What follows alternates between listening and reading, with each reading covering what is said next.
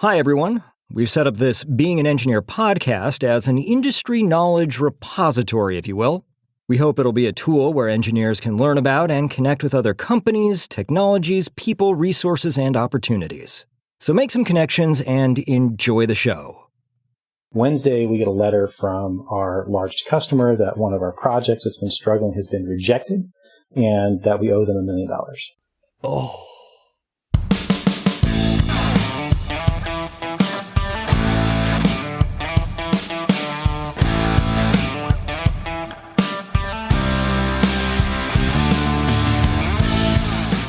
Hello and welcome to the Being an Engineer podcast. Today we are so privileged to be speaking with Derek Pietz. Derek is the Director of Automation Equipment and Test Engineering at Intuitive, a trailblazing company at the forefront of robotic-assisted surgery. Prior to his role at Intuitive, Derek has been a part of 4 startup ventures, including one as a co-founder. He's built and led engineering and operations teams, designed machines, run a P&L, pitched investors, obsessed over supply chain, developed sales strategies, taught robots to make pizza, and fixed customer problems. Derek, thank you so much for being with us today. Yeah, thanks for having me, Aaron. All right. So what made you decide to become an engineer? I think it was largely to keep some nosy family members out of my business. I felt like people started asking me what I wanted to be when I grew up, when I was too young to have a good context to answer that question. And at some point I said, I'll be an engineer. And then everybody was good with that answer from then on. I suppose maybe in parallel to that, I really wanted to be an inventor as well. I didn't actually know what that meant when I came up with that idea, but turns out engineers do that too. Yeah, engineers make very good inventors. So even at a young age, did you really understand what an engineer was? No idea. I don't think I fully understood it when I got to undergraduate, what it really entailed, what the job really entailed. I know people, in the movies they did it. They wore short sleeve white shirts and narrow ties, and seemed to they made some incredible things, but some of them had some pretty rough time at work, and I didn't. But learned on the job, I guess. That's interesting. What would Derek today tell Derek 15, 20 years ago that you wish you had known about engineering back then? I think I wish I had known just how broad and impactful of a career path it can potentially be. Engineers have their hands in, every aspect of modern society, from entertainment to healthcare to transportation and everything else that we could imagine in between. And I think if I had known that, and if other people thinking about what they want to do when they grow up had known that, I think it'd be a lot more people would be interested in doing this. Yeah, I think in a very literal way, engineers are the people who make the world function the way that it does. And I think that we are the unsung heroes of the world. I'm certainly very proud to be an engineer myself. And I know you are as well. And you've been a part of several startups, one of which you co-founded. Can you tell us a little bit, what was the path that led you there? And what did the company do? Yeah, so I thought about, I was interested in starting a company from, maybe in high school. I ran a bike repair business out of my parents' garage when I was 15. It was probably my first job. And so it kind of an interest in entrepreneurial pursuits pretty young. And had started to get this idea that maybe some sort of engineering consulting company would be a fun thing to do. And when I got to college, a friend of mine and I started kicking around some different ideas of what we might actually go after. Nothing really gelled up for quite a few years until I was working at my first startup at Cylindra, and just really enjoying taking a new technology to market, and thought could you come up with a business that did this, where instead of taking one awesome idea to market every couple of years, could you do this professionally and have several per year that you could help launch? And so partner and I decided that was an awesome idea. We got after it. We founded L2F, which stood for Lab to Fab, or Laboratory to Fabrication. And our goal was really to help hardware innovators accelerate to market more quickly. And what that was in the early stages was engineering consulting and custom equipment design. But we pretty quickly began to realize that automation, and in particular robot-centric automation, was where our market was the best, where our strategy could work, and where there was the absolute greatest need for that type of work. Especially, we're Silicon Valley based. There was not a ton of manufacturing done in California for the last couple of decades, and that meant there were even fewer automation companies that were there to provide the custom equipment solutions. And so latched onto the fact that, hey, there's this gap. There's a renewed interest in local manufacturing and in reshoring, and there's no one to build the machines to do it. Let's go for it. And had a contract fall in our lap, and went hard after that. It was a good start. Amazing. So hindsight is always 20/20. If you could change one thing about how you managed that company, what would it be? Yeah. We were really focused on growth, which was a good plan, and led us into some really awesome projects. But we got a little out of control along the way. And in kind of every aspect we could, we didn't manage finances as tightly as we could. We didn't manage our sales pipeline as tightly as we could. We weren't choosy enough about the projects that we would take on. We thought because we had this great sort of like workflow that we'd use for taking a project from start to finish, that it meant we could do anything in any industry. And it turned out there was just enough nuance between automotive and pharmaceuticals and food manufacturing and all the other crazy stuff that we had our hands in, that we weren't really world class at any of it.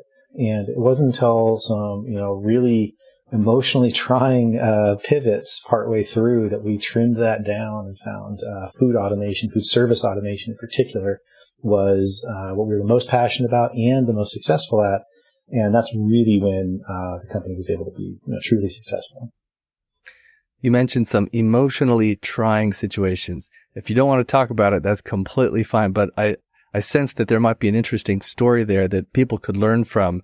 Is there anything about that time that you're comfortable sharing? Yeah.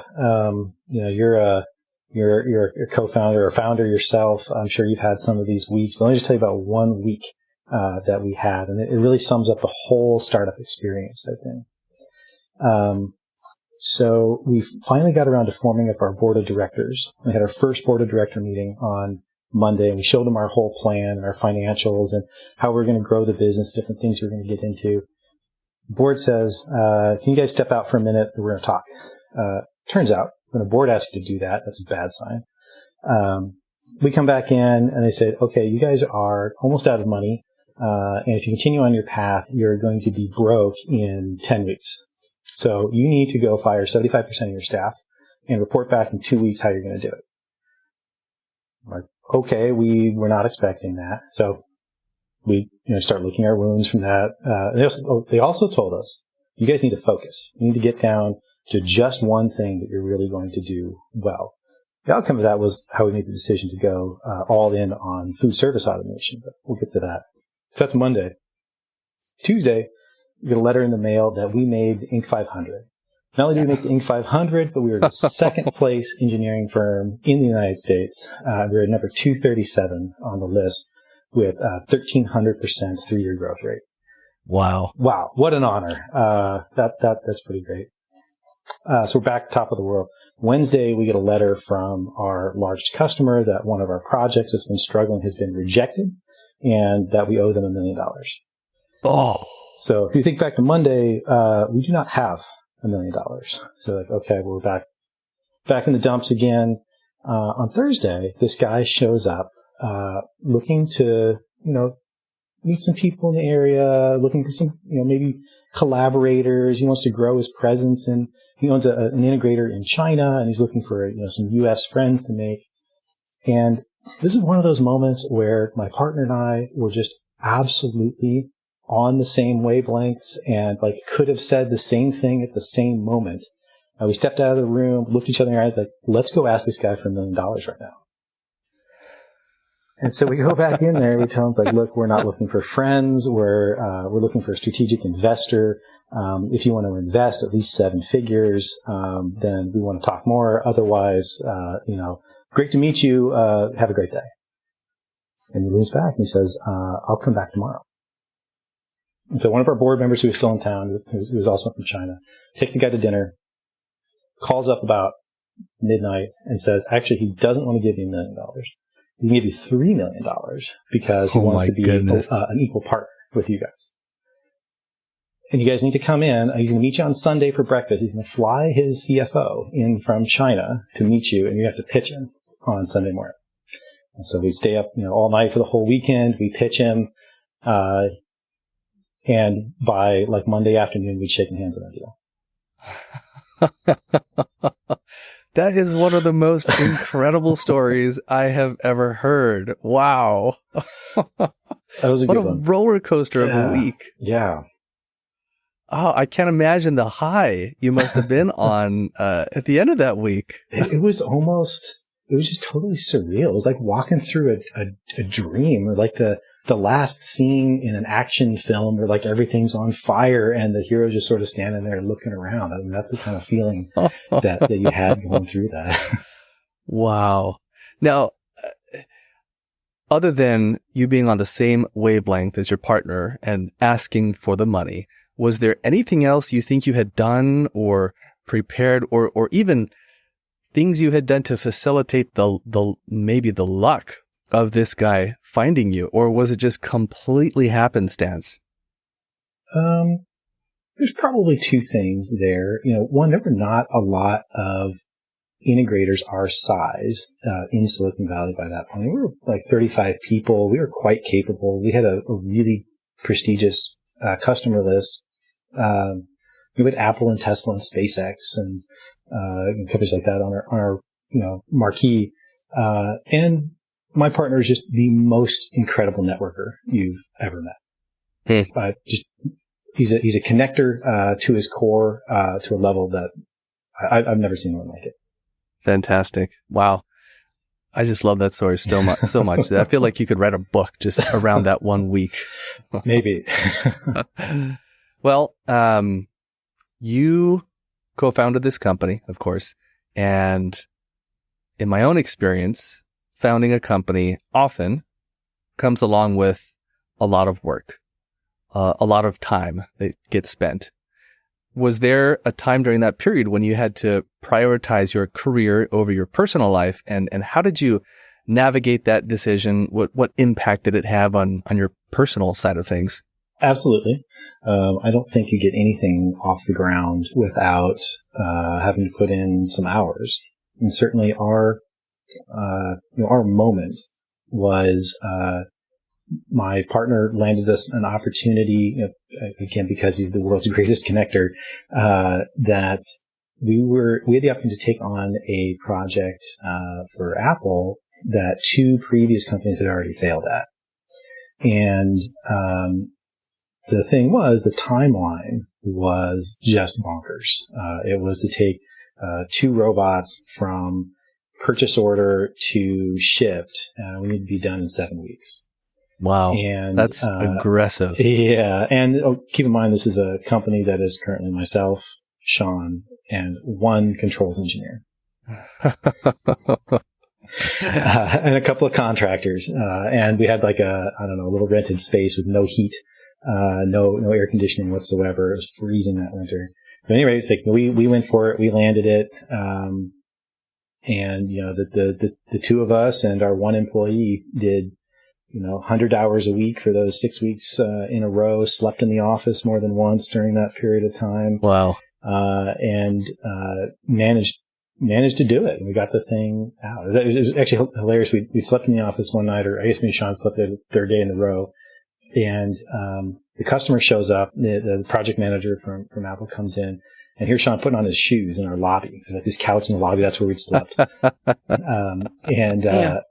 He comes in, he's like, Did you sleep here? It's like, do you need a minute to get ready to comb your hair or whatever? So he was coming in for factory acceptance test. Deodorant on before we talk? Yeah. So he comes in for factory acceptance test, and we nailed that, and machine was out. But because it was a time and material project, we put in all those hours. We racked up a bucket of cash, and so we flew the machines to China, got them installed, more 100 hours weeks there. We come back, we got this pile of money. we'd also, demonstrated to this one investor that was really interested in, the board member I mentioned later on ended up investing at that point of like, wow, these guys are really serious. They can really pull this type of stuff off. And that generated enough money that we were able to go hire 5 more people. And once we had, a team of 10, we could get a very different set of projects than the team of 3. And then once you had that set of projects and that type of customers, well, now you could get even bigger, better projects. And so then we got to 25 people, and when you're a 25-person company, you get completely different projects than when you're a 10-person company. So it really, had we not done that, it never would have happened. The 100-hour weeks, I'm sure, were a sacrifice. Were there any other sacrifices that you made during that time, especially during the earlier days of the company, you can think of that ended up being really essential to the long-term success of the company? And maybe even a more interesting question, were there any sacrifices that you made that you thought were essential at the time that turned out to really not be that important? Oh, man. Hard to say what was and wasn't important at any given time. I mean, there were some that were certainly uncomfortable. I mean, there were a couple of times of like, needing to wake up the wife in the middle of the night to find the checkbook so we could make payroll. That was never fun, but was critical to get it done. Things that maybe didn't turn out to be so important. I mean, I'm sure we probably could have figured out how to delegate more along the way, or been made a few better hires along the way that would have made a difference overall. But I don't know, would it have been like materially different over that entire period of time? Probably not. Like, it's just going to take a certain degree of challenge and sacrifice. Yeah. Okay. Well, moving on from the startup a little bit, you've been doing engineering for a long time. What are one or two things that you have seen commonly slow down the speed of engineering? Yeah, I'd say one of the key ones is where people actually think they're going fast by skipping certain steps, but they're actually slowing down because they end up getting in a situation where they built the wrong thing, or they need to rework a lot of things because they skipped certain steps. Number one, persistently bad at requirements. Every company I've ever been at really has struggled with requirements up front. And that's not, it's not always possible to develop really good requirements for a project up front, but you still have to try. You have to do your best to write down what you know. And even if your spec sheet is full of guesses, that's fine. But you have to put a value in there and then write down that it's a guess. And along the course of the project, this is actually something that L2F specialized in, was we sold a lot of people their first robot. And if you've never bought a robot before, you have no idea how to write a user requirements document for that robot. And so rather than have you write one that just wasn't very good, we would do that. And so we interviewed the customer, and we had to make a lot of assumptions about what they were asking and the business problems they're really trying to solve. But what we were good at doing is over the course of the design phase, we would converge our requirements and our design so that by the time we actually were ready to buy the machine, they had synced up pretty well. And so by the time we were doing factory acceptance testing, we're usually on the same page with our customer, and that tended to go a lot smoother. So you can't skip that upfront step. You do want to write out your architecture a little bit. You do want to have sort of like a high-level concept plan, and then measure to that plan and execute against it. And if you've got guesses, don't be afraid to guess. Just make sure you revise those along the way. Yeah, our engineering manager likes to say, when you need to go fast, slow down. Yeah. Can you think of a story that you can share that illustrates one way in which you've been able to accelerate the speed of engineering, whether it's your own work directly or someone on one of your teams? Thoughtful teamwork is, I'd say, the key to absolutely maximizing your schedule. So you do that requirements work in the beginning. You take the next step of break up the system into whatever, or break all the work streams into the different subcomponents. Get someone who fully and completely owns that work stream, assign to each one just the right number of people. Too many people can slow down a project. Too few people can slow down a project. and make sure that someone is ultimately responsible for the overall success of the program, someone that is going to coordinate all those people together. And then if they're on the same page for requirements and they have complete ownership of what they're going to be doing, you can just let them go. Yeah.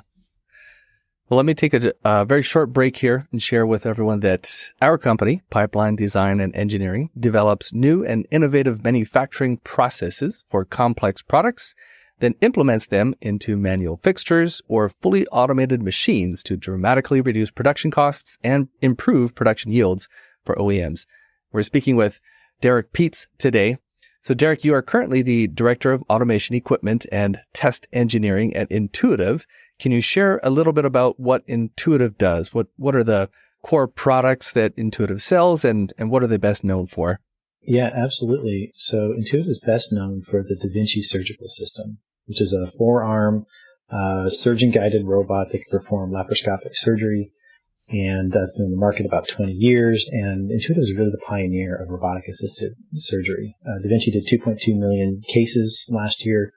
It is by far the broadest accepted surgical platform, robotic surgical platform on the market today.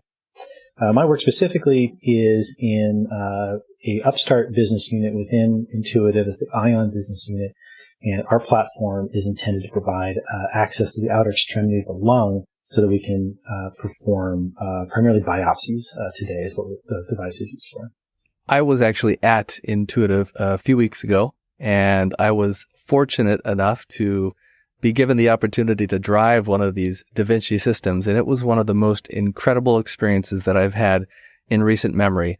There's this really neat, I call it the command center. I'm sure there's a more formal name that you all use for it, but command center where the surgeon sits down and looks into kind of it almost feels like the old days photography where the photographer would kind of throw a hood over his head. There is no hood, but it's that kind of dark cave that you look into, and there's a screen in there, high definition screen, and then these little controllers that you grab with your hands, almost like video game controllers, similar anyway. And you begin to manipulate these controllers, and it is like a miracle watching what you're doing with your hands appear on the screen, which is giving you an image of a remote robot that is mirroring the manipulations, the movements that you're making with your hands. So in my case, the robot was just 4 or 5 feet away, but in theory, you could be in a separate room even, and the robot would be doing exactly what is you're doing. And it was the most just kind of uncanny, surreal sensation to watch this happen and see what fine motor control I could command through this little controller, this hand controller. The first time that you got to drive one of these, Derek, did you have a similar experience? Thankfully, yes, because the general manager of the Ion unit had me test drive the Ion robot during my interview. I thought, oh man, brilliant. If this doesn't go well, this is not going to look good for me. I'm not much of a gamer, so I'm kind of slow to technology pickup. And thankfully, it's just super easy. The Ion robot the UI is a deconstructed mouse. You've got a wheel to roll forward. You've got a ball to aim. And that's it. You just go for it. Yeah. Well, what are some of the biggest challenges that you've encountered in designing and engineering equipment for robotic surgery systems like Da Vinci? Yeah, for us, there's a really huge variety of equipment used to make the instruments that we do.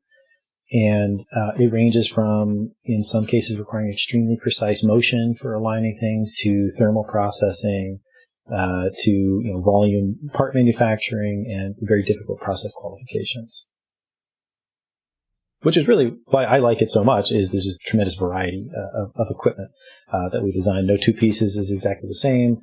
No two problems are exactly the same. And so we just really get to play with a lot of different things. It's a candy store for engineers, right? We love solving problems, and new problems are fun. Absolutely. And what I particularly love about what I'm doing in my current role is Ion being sort of in startup mode. We're scaling very quickly.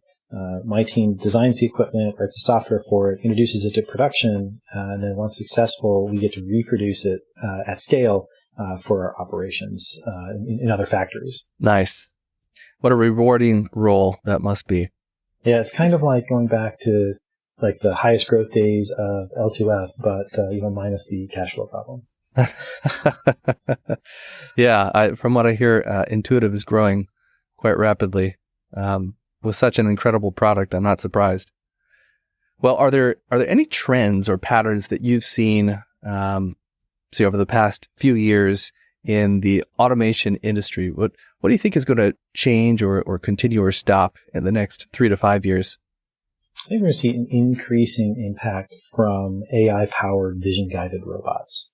And the vision guidance is going to be incredibly impactful for inspection applications, for robot guidance, for any number of things. Past life, Covariant, we specialize in item picking for the logistics industry, and what the massive variety of items that they're able to pick and handle, all off of the generalized model, is just unbelievable. And technologies like that in their infancy today, just starting to see real traction in several markets. That's going to be a game changer in the variety of applications that robots are able to thrive. Yeah. I saw there's a company called Micropsy out there. I think they're a newer company, and they have an interesting product. It's robotic motion controlled with AI, and there's no programming language for this robot. You literally show it what you want it to do, and then it does that thing, which is really cool. And they were doing something like placing a screwdriver on a hook, something like that. So they would place this screwdriver on a hook, and I think there was some little tab with a hole in it so you could hang the screwdriver off this hook. And the robot would watch that through a motion or a camera, a vision system. And then you'd put the screwdriver down, and it would pick it up, and it would put it on that hook. And even if you moved that hook, it would find the hook, and it would still place it on. And even if you were moving the hook as it was trying to find the hook, it would adjust to wherever you're moving it dynamically and still put the screwdriver on the hook, all without any real programming, just showing it what to do, and then it understanding what the goal was and executing. Really, really cool stuff. Like you said, this stuff is all still in its infancy, but wow, 5-10 years from now, I can't even imagine how sophisticated that will become. Yeah, that's incredible. You've already shared some really incredible stories. Thinking back across your career, can you think of a success story and a failure, and ideally, something that we can all learn something from? Well, I'd say the first project that I got my hands on when I joined Covariant was a really interesting one. Very aggressive timeline, team that had to be sort of rebuilt along the way, where there'd been a little bit of attrition recently. They were a little, down in the dumps from being beat up in the previous, one or two projects before that hadn't gone as well as they could when I took over the team there. And so, I had a bit of a morale issue on my hands in addition to a hard project to solve. Yeah. And to be able to get that back on track and get that team like really aligned and organized and motivated and focused on the right things and able to deliver something that they really didn't think they could do was like incredibly awesome. They pulled together, they got it built, and got it out, and very, very happy with the result.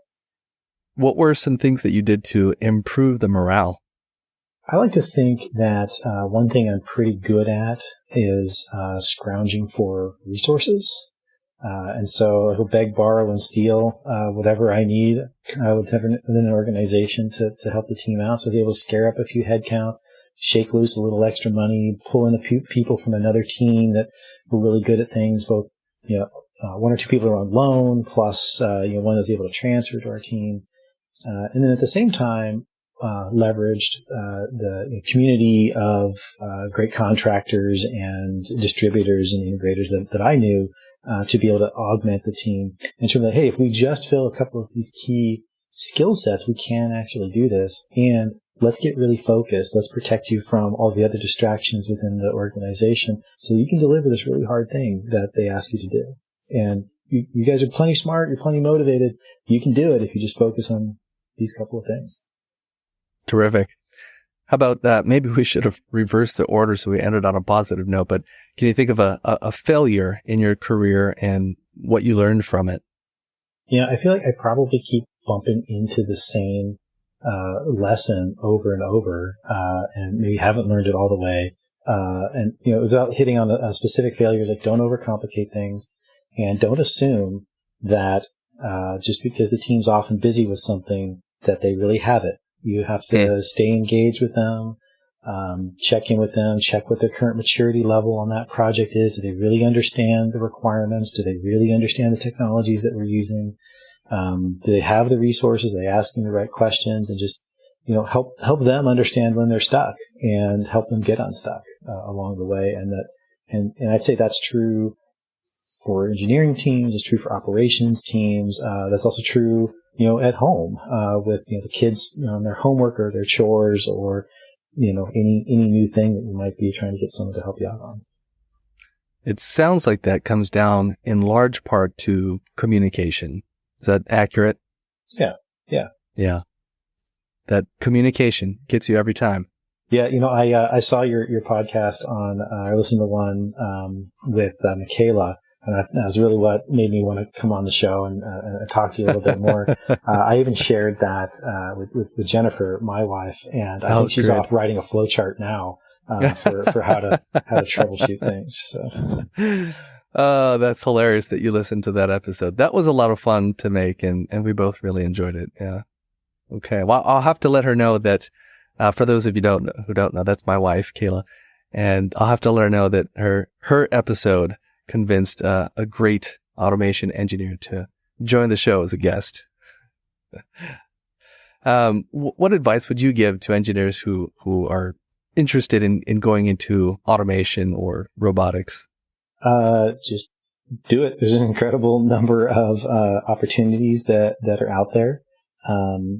And in doing it, like one sort of like pitfall I see people who first get into this falling into a lot is attempting to do the whole thing. The mechanical, the electrical, the software, the vision, and assuming that because they're a super bright engineer they can. There are a lot of people who can do a lot of those things okay.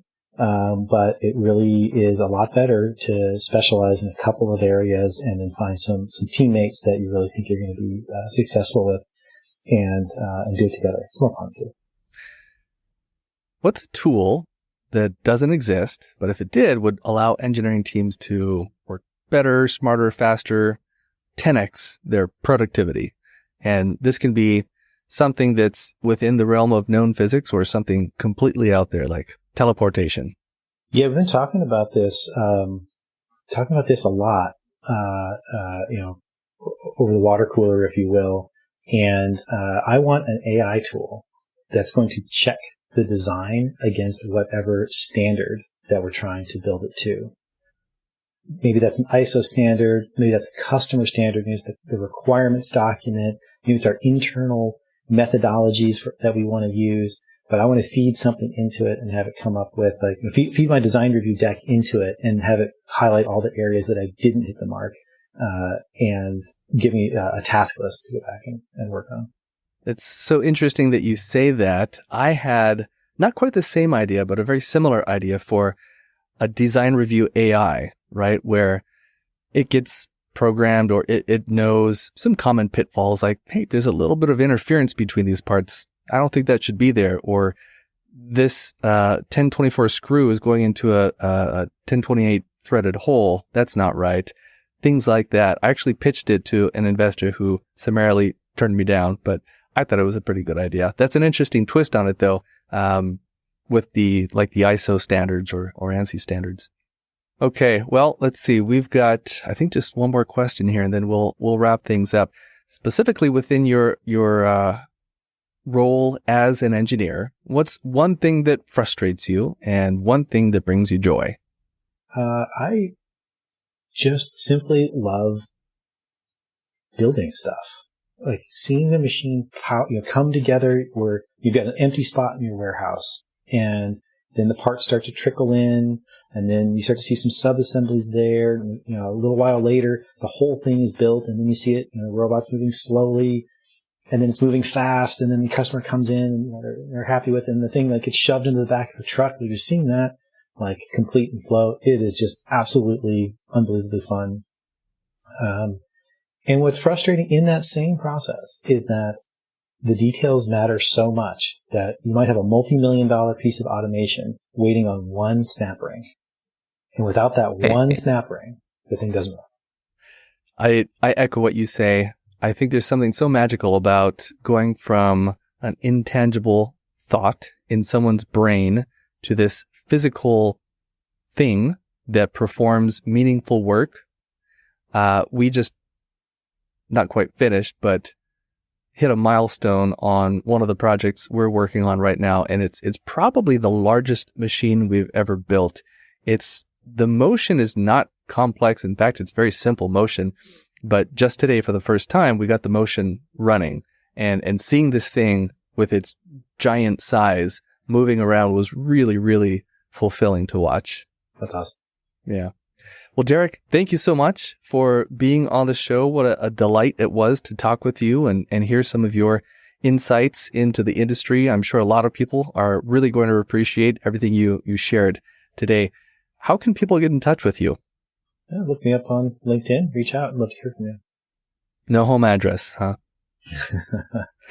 Next time. Next time. Okay. Next time. All right. Well, Derek, thank you again so much. I sure appreciate you being on the show today. Hey, thank you, Aaron. I'm Aaron Moncur, founder of Pipeline Design and Engineering. If you liked what you heard today, please share the episode. To learn how your team can leverage our team's expertise developing turnkey equipment, custom fixtures, and automated machines, and with product design, visit us at teampipeline.us. Thanks for listening.